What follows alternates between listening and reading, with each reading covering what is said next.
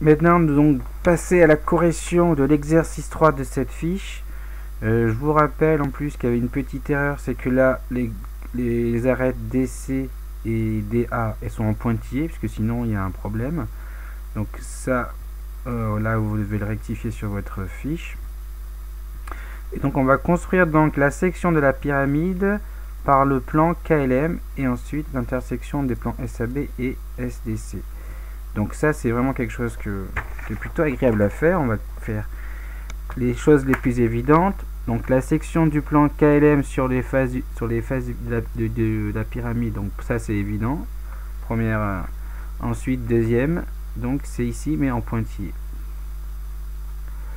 Donc maintenant il faut se poser la question comment trouver les sections avec les autres faces. Donc déjà on prolonge cette droite. Je pense que c'est un réflexe à avoir au moins. Et on se pose la question, avec quoi cette droite va-t-elle s'intersecter? Donc déjà premier point, cette droite ne coupe pas l'arête en BC, puisqu'on n'est pas dans c'est pas dans le même plan, d'accord? Donc là c'est important de comprendre que ici je ne coupe pas l'arête, mais que je dois trouver une droite qui est coplanaire à KL et qui est séquente. Là c'est AB, voilà, on prend AB, c'est coplanaire et c'est séquent. Donc ça va être séquent ici que j'appellerai par exemple H. Et maintenant il me reste donc à joindre avec quoi je peux relier H. Mais comme H est sur la droite AB, elle est dans le plan aussi de la face du bas ABCD. Et M aussi. Donc là par contre je vais pouvoir donc relier ces deux en pointillé bien sûr. Et là par contre elle n'est plus, après ça sort. Par contre ici je touche bien l'arête. Donc là j'ai appelé ça le point par exemple I, hop là. Et donc au final je vais pouvoir tracer, je le mets en rouge, tiens, je vais pouvoir tracer ici l'arête, ici. Donc là on est bien sur la face J. Donc là finalement si je trace en rouge, on a donc ça ici et là. Donc si je tranche cette pyramide suivant le plan KLM, donc à l'intérieur j'aurai une tranche, j'aurai une section comme ça ici.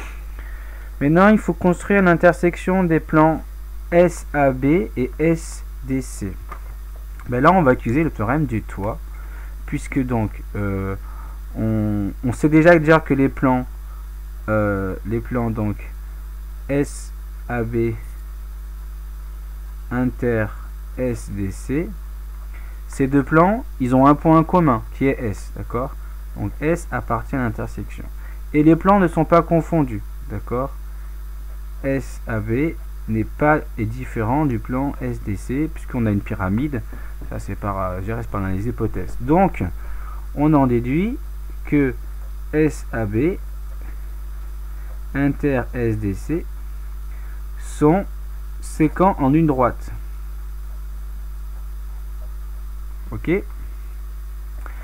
On va appliquer le théorème du toit. Donc on a que AB, d'accord, est parallèle à DC puisqu'on a un carré en bas. On a que la droite AB elle est incluse dans le plan SAB. On a que DC, cette droite elle est incluse dans le plan SDC. Donc avec tout ça, donc d'après le théorème du toit,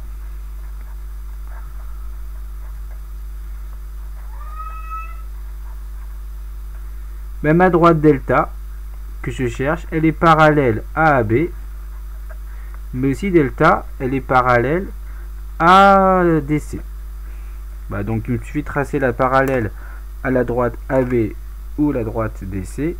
Donc je fais comme ça, par exemple ici DC, donc j'ai pas d'autre règle, hop, je glisse comme ça, vous voyez. Au moment il faudrait une autre règle sur le côté, je viens glisser et hop, je remonte un peu. Et donc là, celle-ci, la droite delta, c'est l'intersection entre les plans SAB et le plan SDC.